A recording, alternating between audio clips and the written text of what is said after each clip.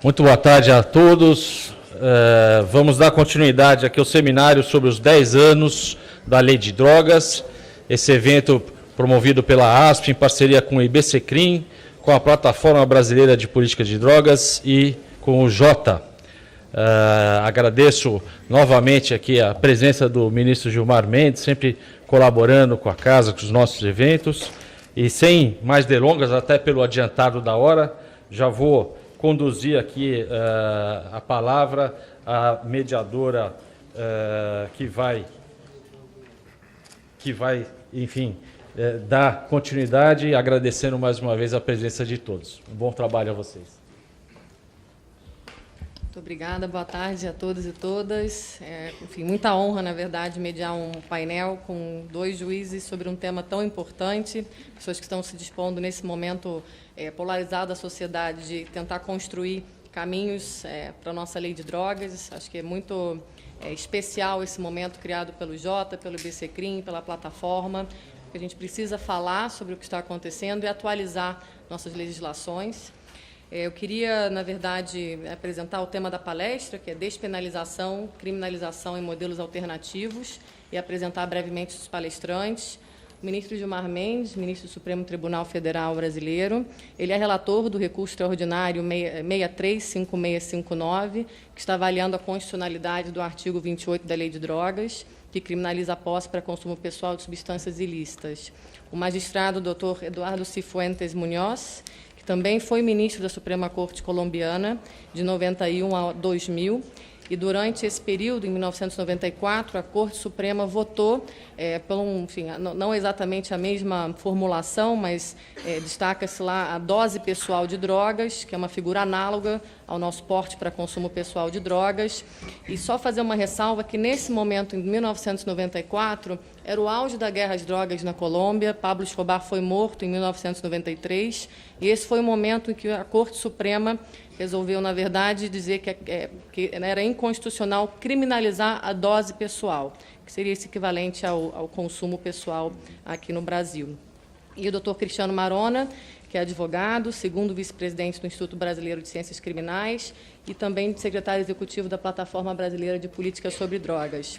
Então, sem mais demorar aqui, eu vou pedir só para os nossos panelistas, como a gente está adiantado na hora, ficar mais ou menos, enfim, por volta dos 20 minutos de apresentação, para que a gente possa ter um debate também com a plateia. Obrigada. Ministro Gilmar Mendes, a palavra é sua. Vai ficar no pé? Bem, boa tarde a todos. Gostaria de cumprimentar a doutora Marona, doutora Iguana, caro Ruiz Cifuentes. Senhoras e senhores, bem, esse tema, como sabem, é um tema extremamente delicado e gera sempre controvérsias. Controvérsias de índole jurídica, claro, de índole social, de índole ideológica. Temos aí posições as mais diversas entre aqueles que, eventualmente, consideram ainda que o combate ao tráfico de drogas tem que ser também um combate ao uso de drogas, o mesmo remédio, a penalização, a criminalização, e fazem-no de maneira bastante dura. E nós temos aqui, como todos sabem, um mundo de situações pouco claras, não exatamente muito definidas, em que, às vezes, temos um viciado que se envolve com o comércio, com o tráfico, por necessidade de satisfazer o seu vício. E aí a apreensão jurídica desse fenômeno é extremamente difícil. É traficante? É usuário? Como fazer essa avaliação e essa distinção? Por outro lado, nós sabemos que esse debate envolve a sociedade de forma muito profunda, porque, de alguma forma, todos têm, nas suas proximidades, nas suas relações de amizade ou entre os seus familiares, algum caso, às vezes uma verdadeira tragédia. E isto faz com que nós tenhamos também apreensões diversas, mesmo nesse segmento. Desde aqueles que têm uma atitude compreensiva e crítica ao modelo puramente repressivo, até aqueles que, em razão da má experiência, da experiência pessoal negativa,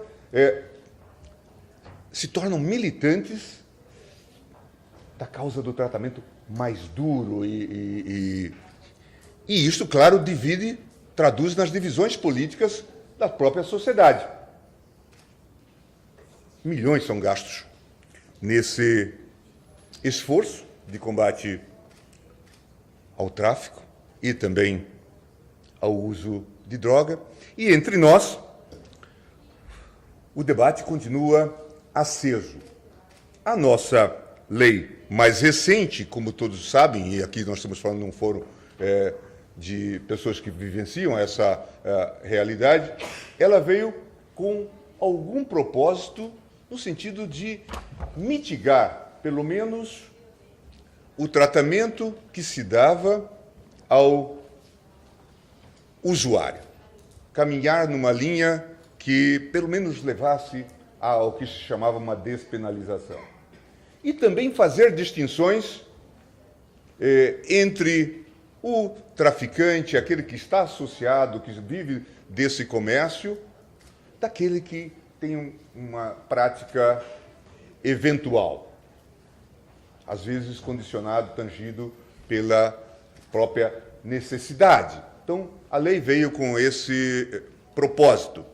Surpreendentemente, certamente os senhores vão ter o balanço aí, com a aplicação dessa lei, nós tivemos um aumento significativo das prisões entre nós. O Brasil caminha valentemente para chegar daqui a pouco a 700 mil presos. 650 mil presos. É um campeonato que a gente não gostaria de ganhar, mas daqui a pouco acaba ganhando, colocando-nos como uma sociedade altamente repressiva. Metade desse contingente é de presos provisórios. Portanto, se não metade, 45%, o que é um número também muito alto. Eu até vejo a discussão, porque eu sei que a ASP também segue sobre, e os defensores, tanta gente aqui, sobre a questão da sentença da prisão em duplo grau com duplo grau de jurisdição, etc. Mas veja a contradição do país. Quer dizer, a metade do nosso acervo de presos está preso sem uma sentença sequer, com uma ordem, portanto, de prisão. É essa a nossa realidade. E quando se argumenta nesse contexto, então, sobre as más condições dos presídios, esses presos que estão presos provisoriamente, desde sempre vivenciam essa realidade. Bom, esse tema tem sido discutido e nós, no Supremo, como sabem, tivemos, em relação a esta lei, já várias discussões importantes. Discussões sobre, por exemplo, o tratamento do chamado tráfico privilegiado como crime hediondo, que o tribunal, então, entendeu de fazer uma interpretação liberatória ou compreensiva, repudiar, então, essa ideia. A questão mesmo do regime mais gravoso, a impossibilidade de aplicar penas menos rigorosas. Também aqui o tribunal avançou, um precedente, inclusive, da relatoria, salvo engano, do ministro Dias Toffoli. Em suma, e temos o debate aberto no RE 635-659, no qual se discute, de forma clara, a constitucionalidade ou a inconstitucionalidade do artigo 28 da Lei 11.343, e no qual se alega que, fundamentalmente, embora não se tenha aplicado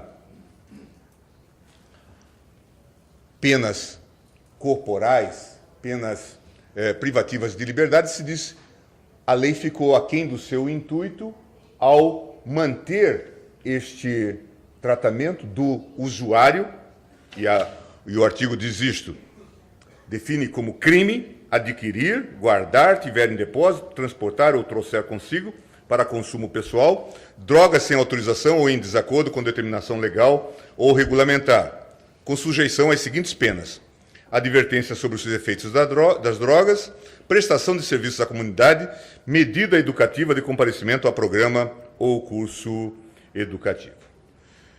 Aqui, o recorrente no Supremo Tribunal Federal alega que a criminalização da posse de drogas para consumo pessoal viola o artigo 5º 10 da Constituição, no qual se prevê que são invioláveis a intimidade, a vida privada, a honra e a imagem das pessoas. Sustenta também que o dispositivo constitucional em destaque protege as escolhas dos indivíduos no âmbito privado, desde que não ofensivas a terceiros. Em suma, alega-se que haveria um excesso normativo na criminalização. O Ministério Público, por sua vez,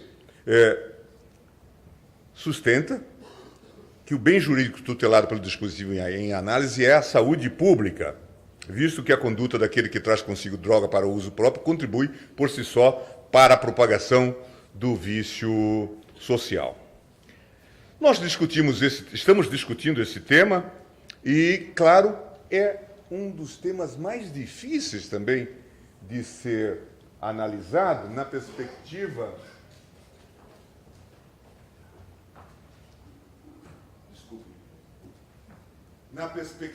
do controle de constitucionalidade, como vocês sabem. Por quê?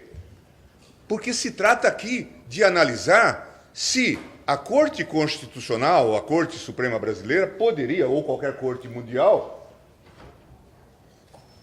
dizer que uma medida adotada pelo legislador para proteger um dado bem poderia ser considerada inválida, imprópria, inadequada, desnecessária ou abusiva.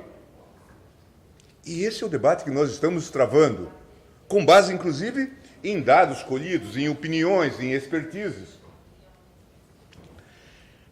Portanto, nós temos que levar em conta aqui os fatos legislativos, os prognósticos estabelecidos pelo legislador, para sabermos se e em que medida seria a penalização, vamos chamar assim, ou a criminalização, compatível ou não com o princípio da proporcionalidade. Logo, nós temos que nos envolver aqui com um controle interno da decisão do legislador, um controle muito mais intenso. No meu voto, que foi o primeiro voto do relator, eu discuti a questão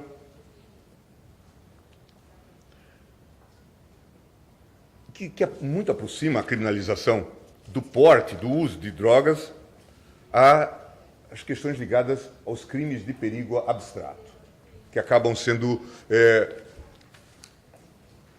práticas que não se recomendam e que muitas vezes traduzem um pensamento penal autoritário, ingênere. E tivemos que discutir também o grau de intensidade, as possibilidades de controle das opções do legislador, neste caso. E a conclusão a que nós chegamos foi a de que, no caso, ficava aparentemente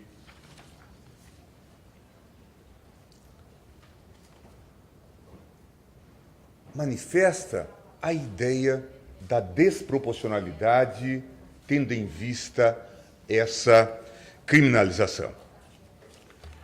Trouxemos vários argumentos ligados à situação do usuário, à sua vulnerabilidade, à necessidade de tratamento e, por isso, de políticas regulatórias, e, por isso, fizemos a opção por declarar a inconstitucionalidade, sem redução de texto, do artigo 28 da lei, assim chamada Lei de drogas. É uma decisão difícil, como os senhores sabem, e por isso, inclusive, o tema continua pendente de julgamento no Supremo. Tivemos o voto do ministro Barroso, acompanhando a minha posição, mas se limitando a se pronunciar sobre o caso que estava posto, que é o uso de maconha, reservando-se para, em outro momento, falar sobre o uso de outras drogas. Não sei como nós vamos conseguir fazer essa diferenciação, considerando as premissas constitucionais, inclusive as premissas filosóficas que marcam o debate, a ideia da autonomia, a ideia de livre desenvolvimento da personalidade e da necessidade de algum tipo de proteção no âmbito da saúde. Também o ministro Fachin o acompanhou, portanto, me acompanhou com menor grau, em menor grau, e nós discutimos, né, fortes nesse tema, as alternativas à criminalização, inclusive com base em documentos internacionais existentes, recomendando, então, que caminhássemos e encaminhássemos para a descriminalização.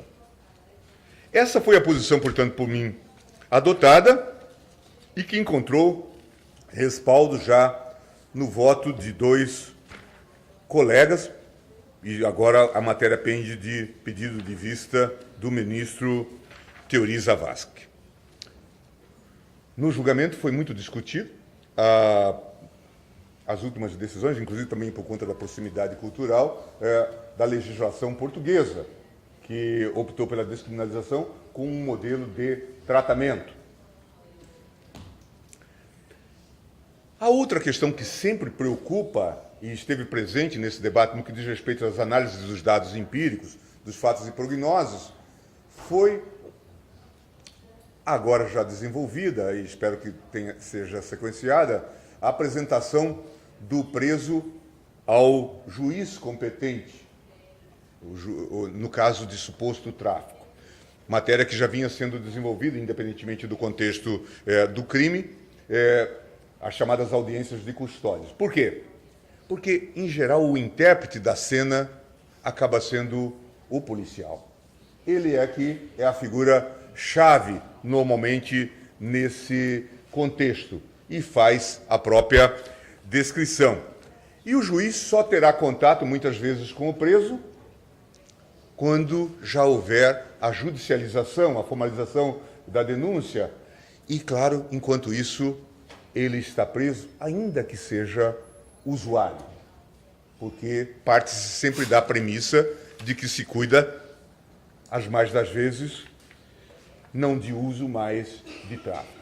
Às vezes nós temos casos que chegam ao Supremo em habeas corpus, em que se surpreendeu alguém com uma pequena quantidade que dificilmente poderia ser caracterizada como prática de tráfico, mas o enquadramento se faz. E isso explica aquilo que eu falei no início, o fato de estarmos vivendo o que não era para ocorrer, um pouco como no Evangelho, querendo fazer o bem, talvez o legislador acabou por fazer o mal, porque essa lei que veio, talvez, em grande medida, com o intuito liberatório, ou pelo menos atenuatório, chamemos assim, está produzindo o seu contrário.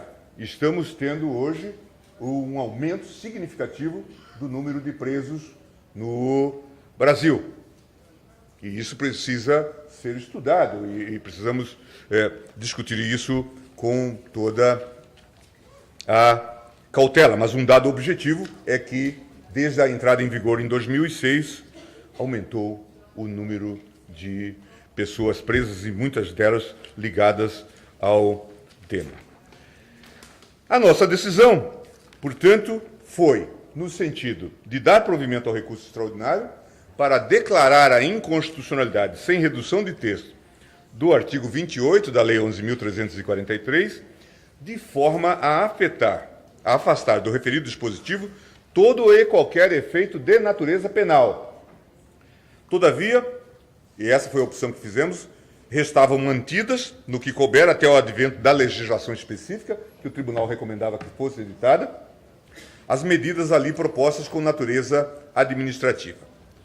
Também conferia-se, por dependência lógica, a interpretação conforme a Constituição, do artigo 48, parágrafo 1º e 2º da Lei 11.343, no sentido de que, tratando-se de conduta prevista no artigo 28 da referida lei, o autor do fato será apenas notificado a comparecer em juízo.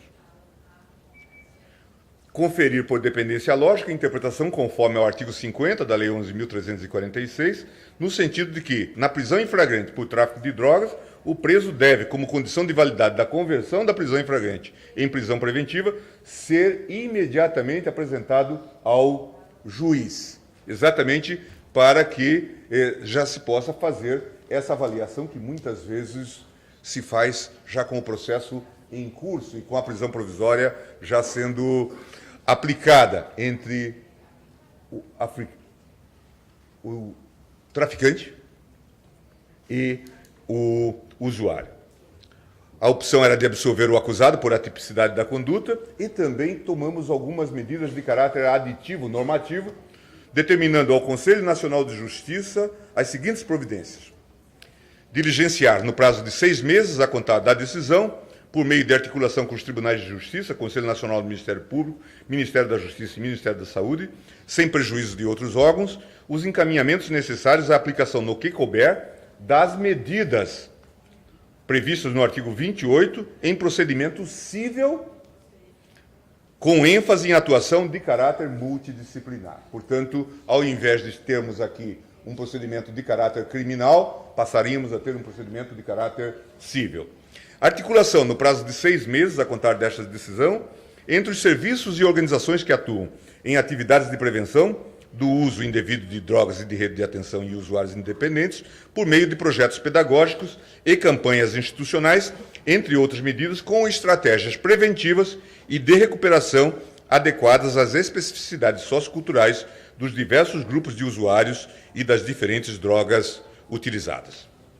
Regulamentar, no prazo de 6 meses, a audiência de apresentação do preso ao juiz, determinada nesta decisão com o respectivo monitoramento. E também ao CNJ, a determinação de apresentar à própria Corte, a cada 6 meses, relatório das providências determinadas nesta decisão e resultados obtidos até ulterior deliberação.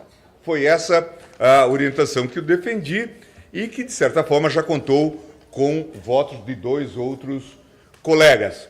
E, claro, esperamos agora que o ministro Thiory traga o seu voto para que nós, então, possamos prosseguir nesse debate. Como eu disse, se cuida de um tema assaz difícil, muitas vezes gera incompreensões entre as partes em discussão. Há um ambiente, inclusive, de grande intolerância. Contamina também o debate político. Depois, certamente, os senhores vão ouvir reflexões a propósito da experiência colombiana do nosso colega Eduardo Cifuentes, que certamente vai demonstrar isso, inclusive, com base no acordo que agora se faz na Colômbia e nas divisões que se projetam no seu país, mas nós temos também as nossas divisões em função das mundividências, das visões de mundo diferentes que separam as diversas pessoas, também em razão de aspectos culturais diversos, de aspectos sociais diversos e tudo o mais. É evidente que a proposta que o voto faz, no sentido da descriminalização, tem que vir acompanhado de uma nova concepção, de uma nova política em relação ao uso de drogas, tal como também ocorreu em Portugal, que vem apresentando, segundo juízos da imprensa internacional, bom resultado no que diz respeito ao tratamento desse tema em relação ao usuário. Creio que já, Ilona, atinjo já o meu tempo e eu também tenho, e vou pedir desculpas aos senhores e pedir desculpas, sobretudo, ao professor Cifuentes e ao nosso colega aqui também de São Paulo, por não poder continuar para ouvidos, uma vez que eu tenho hoje já uma terceira palestra aqui em São Paulo. Muito obrigado a todos, espero ter contribuído, pelo menos, para que os senhores reflitam um pouco sobre o tema. Obrigado.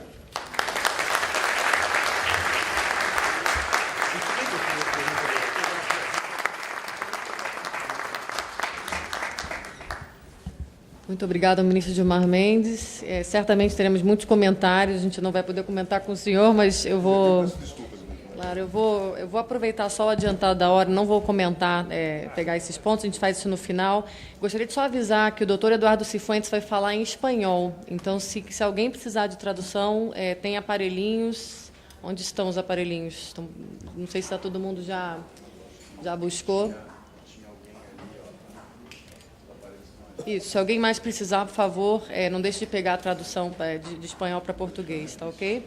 Então, vou passar a palavra e depois a gente vai ter um debate também com a plateia. O senhor vai falar de lá?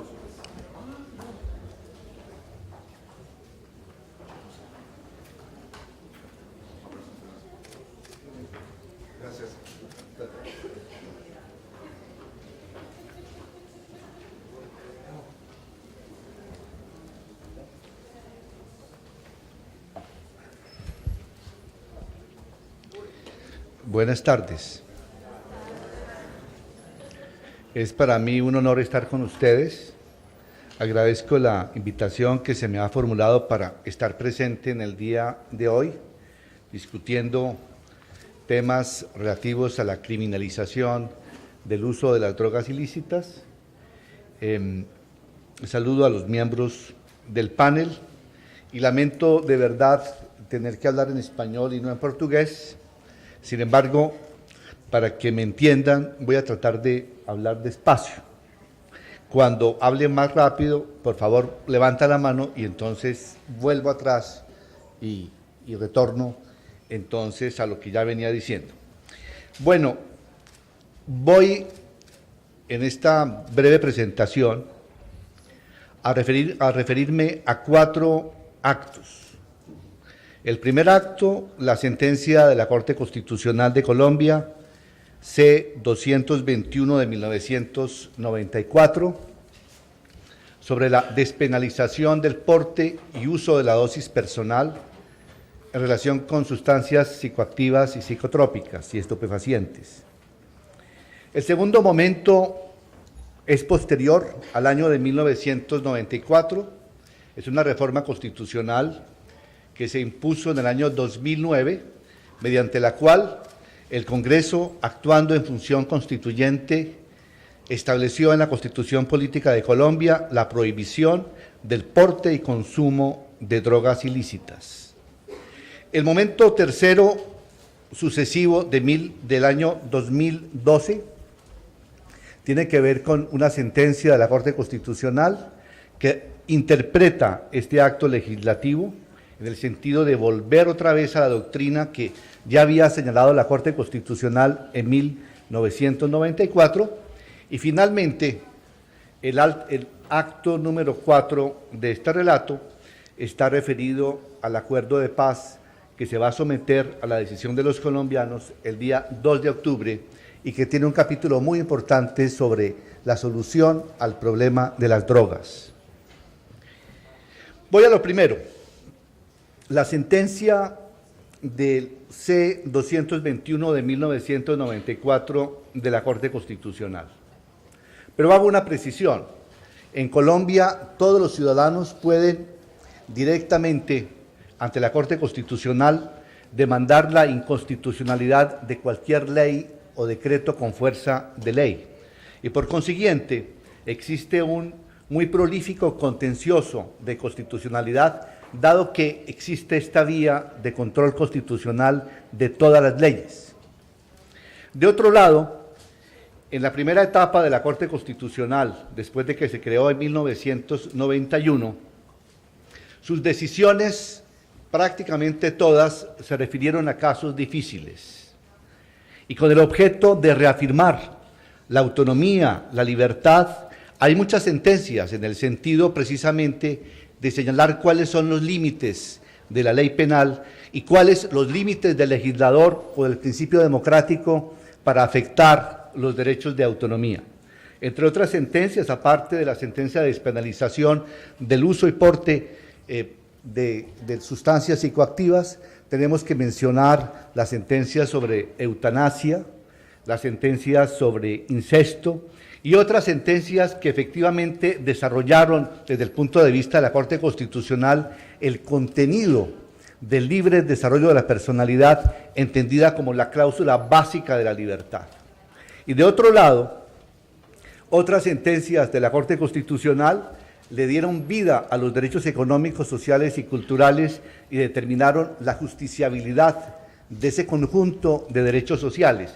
De modo que, tratándose de los dos ejes de una constitución democrática, la libertad y la igualdad, la Corte Constitucional de Colombia introdujo un pensamiento nuevo en un ámbito relativamente conservador. Con esta introducción ya podemos nosotros pasar a referir cuáles eran los hechos referidos a esta demanda sobre despenalización del porte y consumo de la dosis personal. El Estatuto de Estupefacientes, Ley 30 de 1986, definía cuál es la dosis personal respecto de algunas sustancias y drogas ilícitas.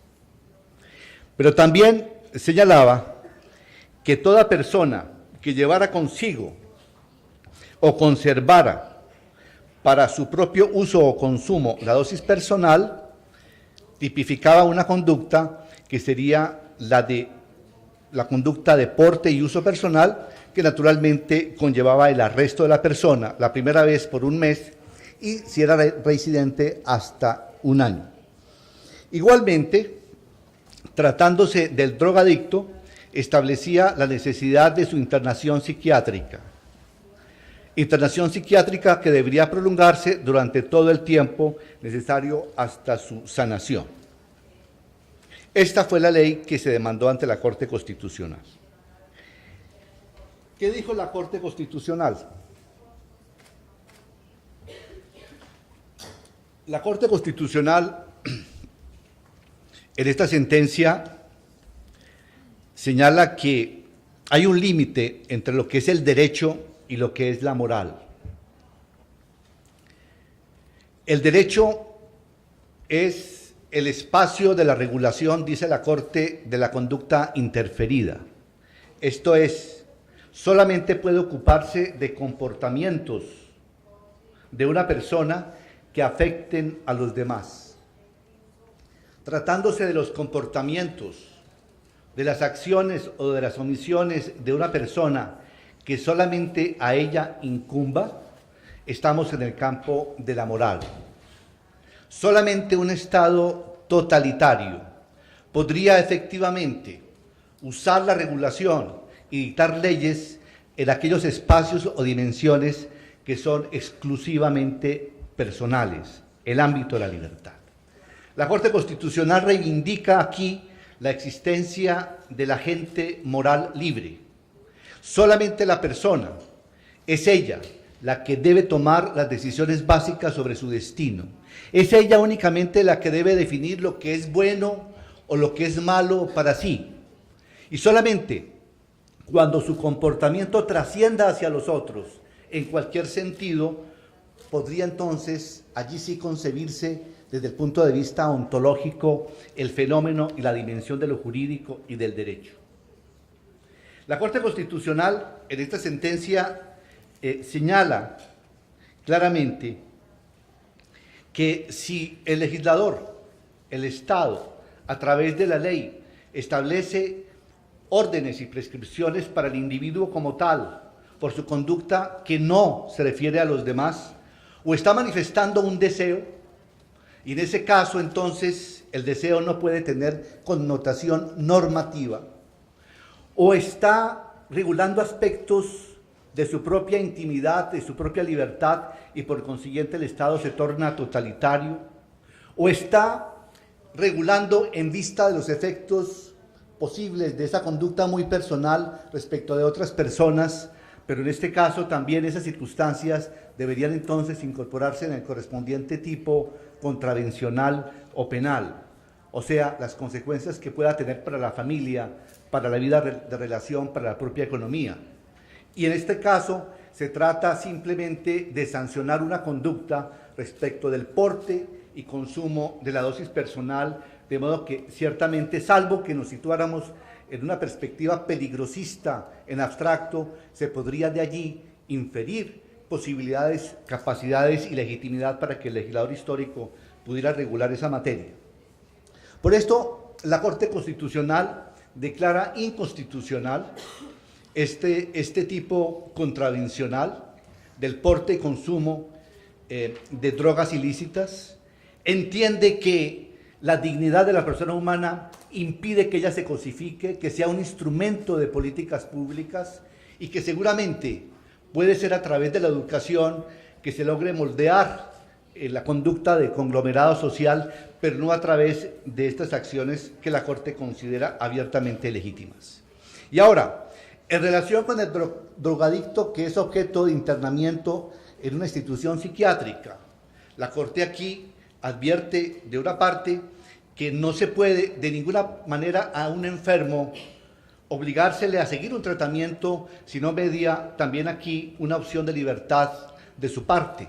Y por consiguiente se trata de una sanción que también viola el libre desarrollo de la personalidad y la dignidad de los drogadictos o fármacodependientes. Y con mayor razón es violatoria de la Constitución un internamiento que además no conocía límite en el tiempo y que dependía de los facultativos y de los médicos tratantes o del propio deseo de la familia. Estas son las razones que llevaron a la Corte Constitucional a declarar la inconstitucionalidad de esta norma contenida en el Estatuto de Estupefacientes. Reitero, la Corte Constitucional aquí encuentra en el artículo 16 de la Constitución Política de Colombia, que consagra el libre desarrollo de la personalidad, el templo de lo que podríamos llamar nosotros el ego, el yo. O sea, hay lugares de la Constitución donde puede estar el nosotros, es el principio democrático. Pero hay lugares de la Constitución donde está afincado y asentado el yo, y el yo es el libre desarrollo de la personalidad. Y el límite del yo es el derecho de los demás, y por consiguiente, allí donde no haya interferencia con los demás, no puede de ninguna manera reducirse ese ámbito del yo. Y también el otro límite del libre desarrollo de la personalidad es el orden jurídico, pero no cualquier disposición del orden jurídico, no cualquier ley podría reducir el ámbito de ese yo, de ese ego, que es la base y el asiento de la libertad, sino una disposición que efectivamente tome en consideración daños tangibles, reales, concretos, y la Corte no entiende que de ninguna manera del porte y consumo de la dosis personal pueda derivarse ese daño que le brinde al Congreso, al Estado, la posibilidad de incursionar en el núcleo esencial de la libertad. Les decía, la Corte tuvo dos ejes, libertad e igualdad, y los dos ejes promueve la igualdad a través de la justiciabilidad de los derechos económicos, sociales y culturales, y a través precisamente de la libertad le pone término, freno, y establece una muralla frente a las injerencias abusivas del Estado que vayan a afectar esa esfera. Esta sentencia de la Corte Constitucional es naturalmente histórica en Colombia, porque en una sociedad tradicional, una sociedad portadora de miedos y de prejuicios como la mayoría de las sociedades latinoamericanas, era importante que una Corte Constitucional que está más allá de la política la indicara a las personas que no habría un bien superior tal vez que la libertad, el goce de la libertad, con las consecuencias positivas o negativas que se derivaran de ella, pero que efectivamente también involucraban la responsabilidad del propio agente moral. Y era necesario proscribir el Estado paternalista, el Estado pastor, y tratar a las personas como simples rebaños, materia prima, básica, lúgubre de la actuación y del intervencionismo del Estado en materias tan íntimas como estas.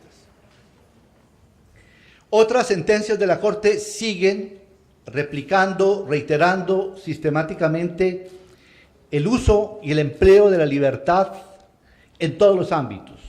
O sea, esta no es una sentencia aislada. Y obviamente que al hacerlo, la Corte Constitucional pudo haber despertado la ira de los poderes simbólicos existentes en el país. Y precisamente eso nos lleva al segundo acto.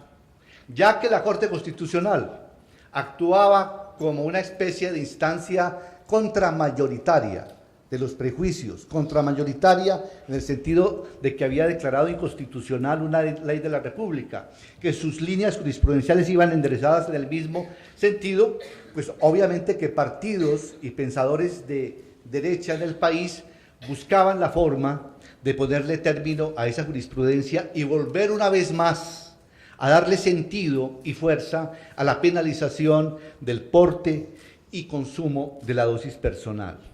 El expresidente Uribe fue precisamente durante la campaña política el pregonero de la idea de volver a las llamadas buenas costumbres y por consiguiente de introducir un cambio en la constitución política.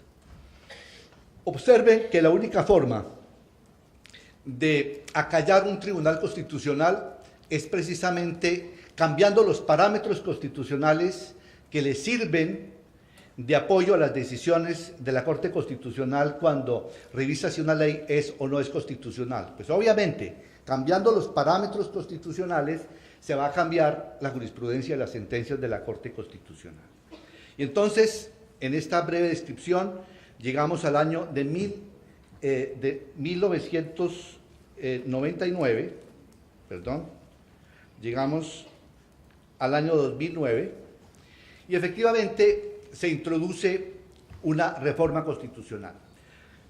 Aclaro, los intentos de reforma constitucional después de la sentencia que les he señalado de 1994 fueron diversos y múltiples, y todos iban dirigidos a agregarle unos párrafos al artículo 16 de la Constitución que consagraba el libre desarrollo de la personalidad, o sea, ese demonio desencadenado por la Corte Constitucional. Como esos proyectos fracasaron, entonces este proyecto de reforma constitucional buscó agregarle unos párrafos a otro artículo, el derecho a la salud.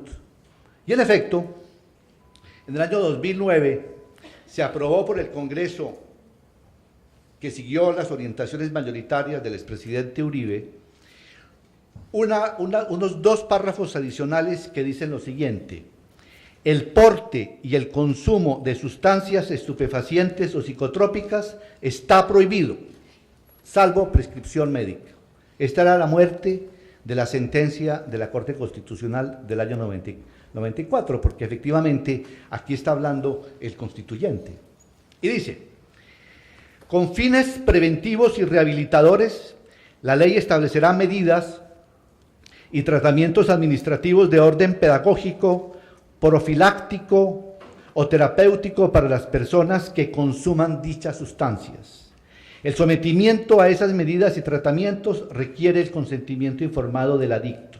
Asimismo, el Estado dedicará especial atención al enfermo dependiente o adicto y a su familia para fortalecerla en valores y principios que contribuyan a prevenir comportamientos que afecten el cuidado integral de la salud de las personas y por consiguiente de la comunidad, y desarrollará en forma permanente campañas de prevención contra el consumo de drogas o sustancias estupefacientes y en favor de la recuperación de los adictos. Repito, son dos párrafos que se agregan al artículo 49 que se consagra al derecho a la salud. A partir de aquí se podría pensar entonces que esta era del libre uso de la dosis personal había concluido. Y en efecto, se dictó prontamente, en el año 2011, un nuevo Código Penal y de Procedimiento Penal que incorporó el delito de tráfico, fabricación o porte de estupefacientes. Y aquí vuelve a penarse, aparentemente, el uso de la dosis personal, porque dice: el que sin permiso de autoridad competente, paso palabras, lleve consigo sustancia estupefaciente, psicotrópica o drogas, será penado con prisión de 128 meses a 360 meses. O sea, se vuelve a utilizar la misma expresión lleve consigo que tenía el antiguo Estatuto de Estupefacientes, que había sido declarado inconstitucional por la Corte Constitucional.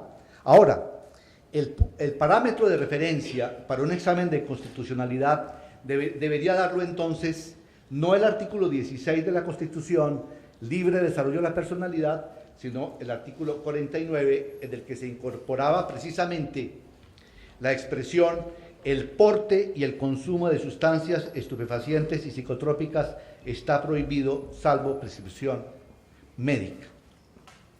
O sea, aparentemente esta ley, de demandarse ante la Corte Constitucional, habría debido ser declarada constitucional.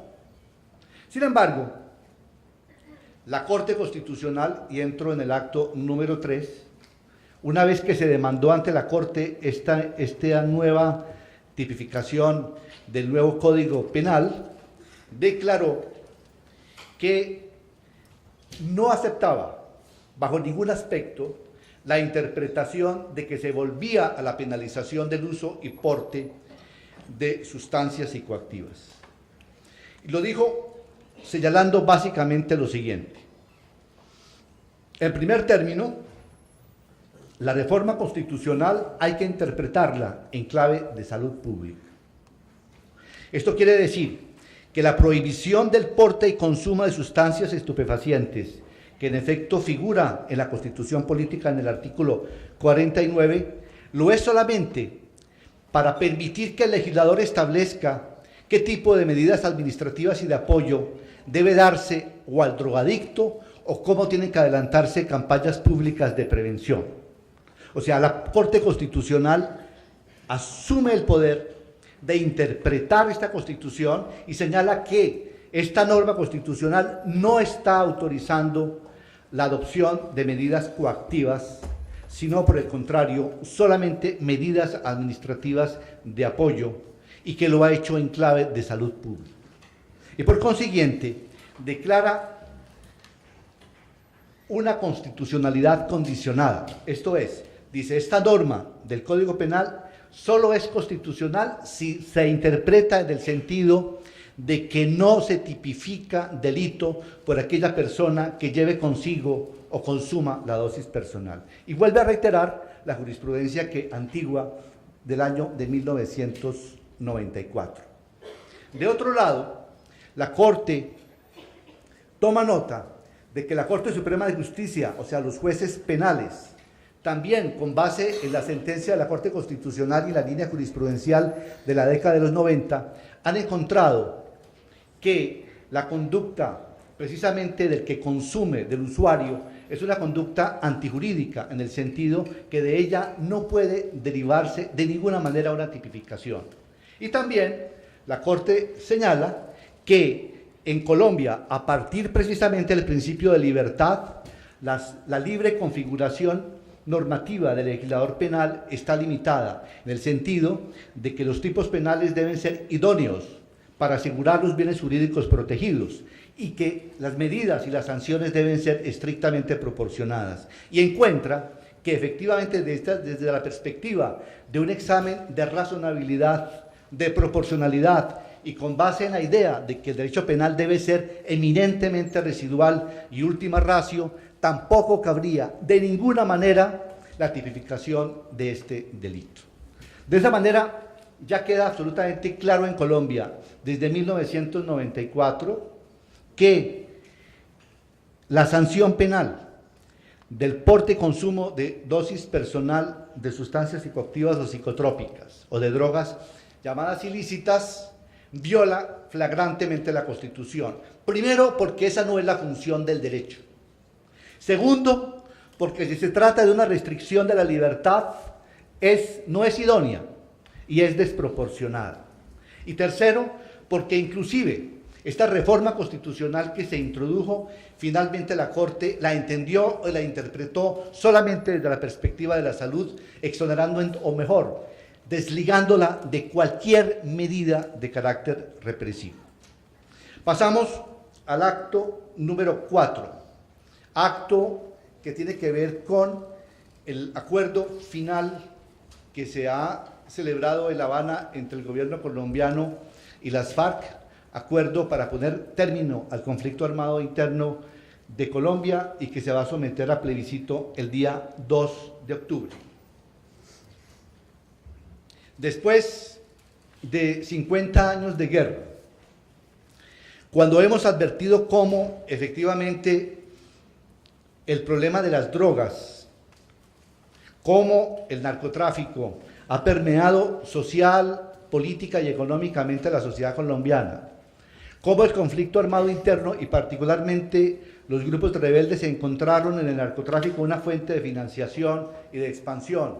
O sea, después de haber soportado todas las secuelas que ustedes pueden imaginar sobre este tema, pues no es de verdad extraño que del acuerdo de paz sea también un tema relevante y sea uno de los 5 capítulos más importantes que integran el acuerdo de paz. En este acuerdo, las FARC asumen el compromiso de poner término a cualquier relación que tenga con el narcotráfico. El Estado colombiano asume la obligación de luchar integralmente contra la corrupción.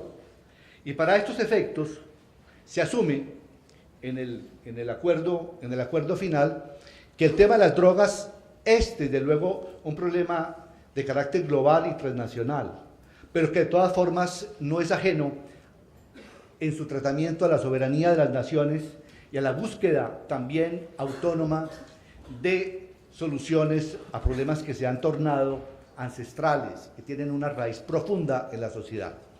Y se entiende que Colombia tiene la obligación también de modificar sus políticas o de asumir nuevas políticas y de auscultar también con expertos y a través también de convenios internacionales y de conferencias las mejores soluciones a este problema. Los puntos centrales tienen que ver con un programa nacional para hacerle frente al problema de las drogas y particularmente al consumo. Y es una política de carácter diferenciada, donde se entiende que el consumidor requiere de todas maneras una política distinta de la que se aplica a otros aspectos y a otras dimensiones del problema de las drogas. Y que por consiguiente tiene que asumirse aquí una política con un enfoque de derechos humanos, una política basada en la evidencia, una política que sea participativa y que verdaderamente integre a las familias, a la sociedad y a las propias autoridades. Una política que se dirija más a la prevención y que incluya al adicto. Una política que deba realmente también establecer mecanismos de atención a esta población y nunca desde el punto de vista represivo. 0 sanciones, 0 represiones es lo que surge del acuerdo en esta materia y más bien buscar conocimiento experto y también poner en práctica políticas que ensayen formas para aplacar los efectos y reducir los efectos en la sociedad y los propios individuos de lo que pueda significar el consumo de las drogas. Y lo que tiene que ver, obviamente, con los usos tradicionales de la coca, se entiende que para las comunidades indígenas esto hace parte de su propia cultura. Igualmente, tratándose de los cultivadores, de los cultivos de uso ilícito, el acuerdo señala que aquí el tema tiene raíces socioeconómicas y que la participación de buena parte del campesinado en esos territorios, muy cercanos precisamente a la actuación de los actores armados, ha tenido que ver con la ausencia de Estado, la carencia de instituciones, la pobreza y la marginación, y por consiguiente se pone en marcha un plan integral de sustitución de cultivos que también parte de la anuencia, del consentimiento y de la libertad de esos cultivadores que tienen 2 años para, frente al Estado, comprometerse a dejar esos cultivos y a no mantenerlos y en contraprestación recibir posibilidades y opciones de desarrollo familiar, de desarrollo personal, y que no van a ser tampoco sancionados, entendiendo que hacen parte de un eslabón débil en este mundo del narcotráfico. Entonces, no sanción para consumidores, no sanción para los recolectores y para quienes están vinculados con los cultivos ilícitos que hacen parte de la población campesina de Colombia. Y en cambio, en relación con las organizaciones criminales, se debe establecer una lucha frontal con el objeto de desarticularlas, conocer su cadena de valor, afectar sus finanzas, extinguir sus bienes, promover una judicialización efectiva, apoyarse en la cooperación internacional para el efecto. Y entonces estamos aquí frente a otro elemento donde efectivamente tiene que haber una potente y eficaz acción del Estado. Un punto final, y con esto tal vez concluya, tiene que ver con cuál es la jerarquía normativa de estos acuerdos. Vuelvo para atrás. Adviertan ustedes que cuando una Corte Constitucional declara inconstitucionales unas políticas públicas o políticas criminales expresadas en una ley penal, como fue el caso de la sentencia C-221 de 1994, y declara inconstitucional un determinado tratamiento como el que aparecía en el Estatuto de Estupefacientes, lo que está haciendo la Corte Constitucional es señalando qué opciones de política pública quedan excluidas de manera definitiva.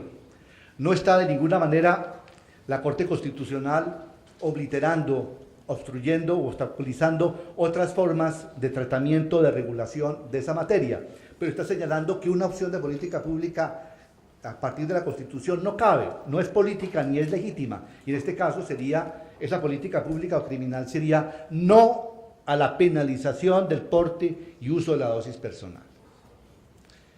Pero con esta política o solución al problema de las drogas que aparece en el acuerdo final, ¿estamos ante qué?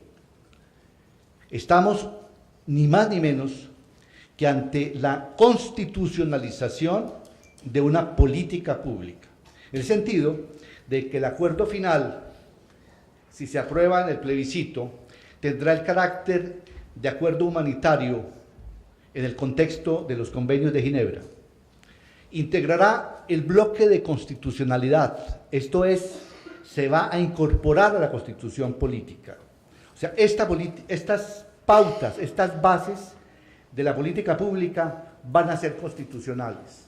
En el año de 1994 era una Corte Constitucional que le decía al Congreso de la República que una política particular era inconstitucional.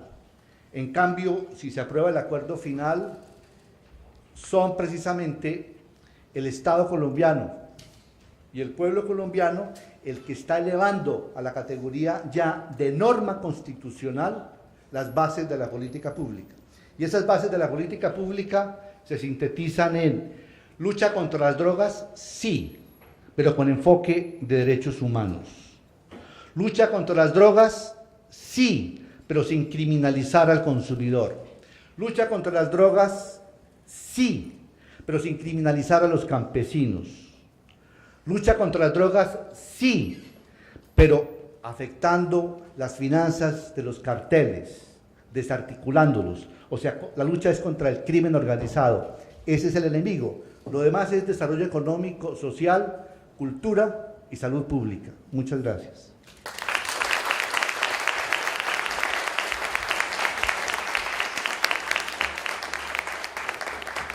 Dá vontade, quem não conhece precisa conhecer a Colômbia, é incrível. Eu sou brasileira apaixonada, mas também sou apaixonada por esse país, e a gente, enfim, estuda a história, estuda esse processo da sociedade, que é uma sociedade muito sofrida, e que mesmo no meio de um conflito de 50 anos consegue chegar, enfim, a discussões nesse nível. E são várias outras questões que estão num nível muito, acho que além do que a gente está preparado para ter aqui.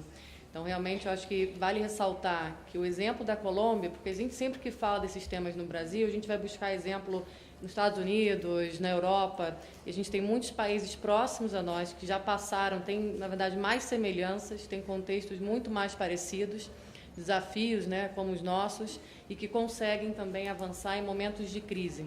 Então, acho que esse é um ponto muito importante para a gente estar lembrando que hoje a gente não precisa ir muito longe, a gente precisa olhar perto, né, de nós. E o segundo ponto, só sobre o acordo de paz, que realmente, na perspectiva do que isso é para a nossa, enfim, região, é o primeiro acordo de paz, na verdade, global, que coloca o tema política de drogas como um dos pilares principais. Isso abre, na verdade, uma dimensão também muito grande, a gente estava conversando antes com o doutor Eduardo, de experimentação. A Colômbia já solicitou, enfim, a grupos como o que eu também participo, que eu trabalho, a Comissão Global de Políticas sobre Drogas, apoio para a implementação desse acordo no campo, né, nessa área de política de drogas. Quer dizer, eles estão buscando, de fato, maneiras de fazer diferente. Então, acho que a gente precisa olhar muito de perto e não deixar de informar também aqui aos nossos governantes, aos nossos juízes, o que está se passando nesse país vizinho. É uma pena o ministro Gilmar Mendes não ficar aqui, mas vamos levar essa transcrição para todos eles, né, Cristiano? Então, vamos lá. Eu vou passar, sem mais demoras, a palavra para o Cristiano Marona.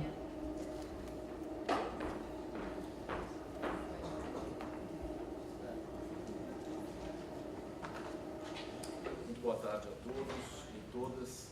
Não está funcionando. Qual botão? Tá. Bom, muito boa tarde a todos e todas. Queria cumprimentar minha querida amiga Ilona Zabó. É um prazer revê-la. Ilona, que tem um papel fundamental na discussão a respeito da política de drogas no Brasil, não só porque foi uma das idealizadoras da Rede Pense Livre por uma política de drogas que funciona, né? A construção de uma política de drogas justa, eficaz e humana, com uma agenda mínima, que contempla a descriminalização, o cultivo, a cannabis medicinal e a previsão de penas alternativas à prisão, mas também pelo seu trabalho no Secretariado Executivo da Comissão Global de Política de Drogas, que é uma referência para todos nós, né?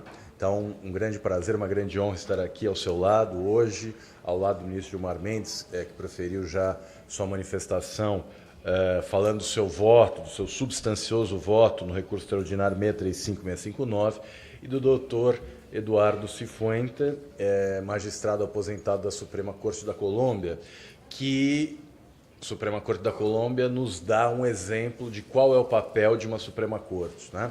O doutor Eduardo mencionou a trajetória dessa discussão na Colômbia. Após uma primeira decisão em que se declarou a inconstitucionalidade da incriminação da posse de drogas para uso pessoal, o Legislativo constitucionalizou a proibição da posse para uso pessoal, colocou na Constituição uma previsão na qual a posse para uso pessoal estava proibida, portanto criminalizada. E mais uma vez, né, a Suprema Corte foi lá e declarou inconstitucional essa nova previsão constitucional, mostrando assim fidelidade ao papel de uma Corte Constitucional, né? Uma Corte Constitucional, ela não está vinculada aos interesses da maioria política, mas à intangibilidade dos direitos fundamentais. Eu me recordo que no início do julgamento do recurso extraordinário 635659, na fase das sustentações orais, estamos aqui com o Rafael Munerati, que fez a sustentação oral pela Defensoria Pública, que é a autora do recurso extraordinário, e uma série de amici curiae, né? Estamos aqui com o Rafael Custódio, que também falou pela Conectas.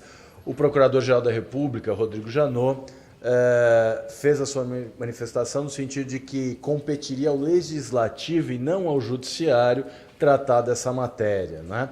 Quando, na verdade, essa matéria diz respeito exclusivamente ao Judiciário, na medida em que se trata de definir os limites da intervenção penal, né? E quem define, em última análise, e por último, quem dá a última palavra a respeito da legitimidade da intervenção penal é uma Corte Constitucional. Portanto, é um grande prazer, uma grande honra, uma grande oportunidade de ouvir o que disse o doutor Eduardo Cifuentes, porque mostra a importância do papel de uma Corte Constitucional numa democracia, né? E a gente espera que o Supremo Tribunal Federal Brasileiro tenha a mesma grandeza para enfrentar o desafio que é discutir a questão da inconstitucionalidade.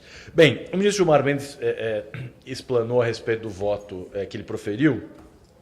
Eu só queria mencionar que o ministro Fachin votou pela declaração de inconstitucionalidade do artigo 28 da Lei 11.343, sem redução de texto, para definir atípico o porte exclusivamente da maconha, e também propôs que o STF declare como atribuição legislativa a fixação de quantidades mínimas que sirvam de parâmetro para diferenciar usuário e traficante. Nós teremos na sequência uma mesa para discutir exclusivamente essa questão dos critérios objetivos. Determinando também aos órgãos do Poder Executivo responsáveis pela elaboração e a execução de políticas públicas sobre drogas que emitam em até 90 dias parâmetros provisórios de quantidade para diferenciar uso e tráfico que teriam validade até a promulgação dessa lei. E, por fim, o ministro Fachin sugere que se crie, no âmbito do Supremo Tribunal Federal, um observatório judicial sobre drogas na forma de comissão temporária para o fim de acompanhar os efeitos da deliberação do tribunal nesse caso. Na sequência, voltou o ministro Barroso, que elencou 3 fundamentos jurídicos, né? Violação ao direito da privacidade, à autonomia individual e ao princípio da proporcionalidade, e 3 razões pragmáticas: o fracasso da política atual de criminalização, o alto custo dessa política para a sociedade e para o Estado e os prejuízos para a proteção da saúde pública, né? Para então opinar pela descriminalização do porte para consumo pessoal.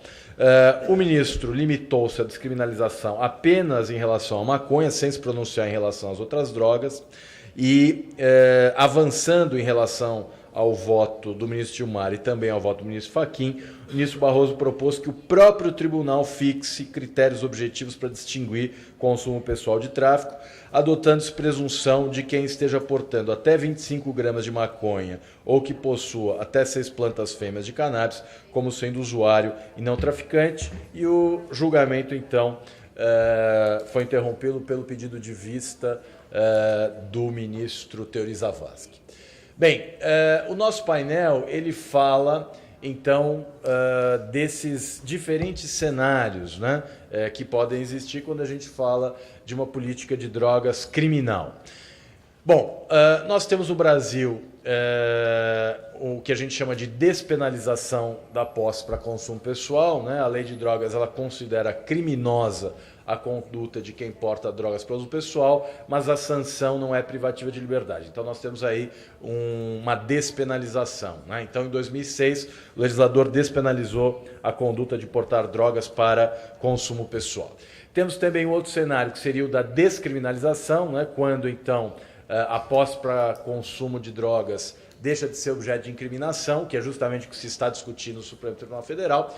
E temos um terceiro cenário que a gente chama de regulação pela legalização, né? Que seria um modelo regulatório que contemple produção, comércio e consumo.